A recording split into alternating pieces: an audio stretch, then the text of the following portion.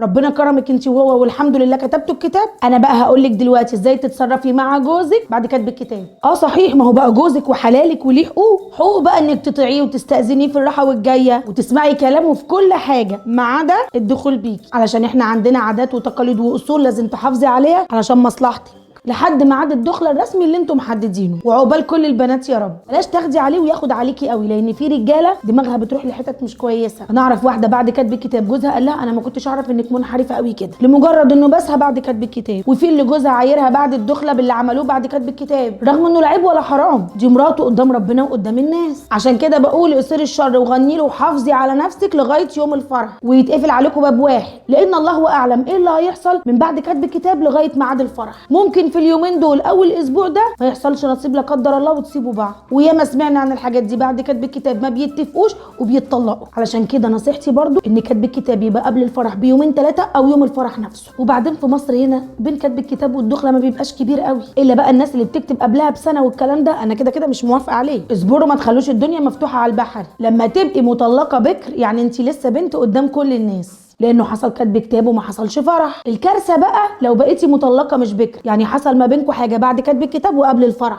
انا برضو بقول ان ده لا عيب ولا حرام، بس اصول لازم نحافظ عليها. قولوا لي بقى في الكومنتات تعرفوا جوازات فشلت بعد كتب الكتاب وقبل الفرح واحكوا لي عليها.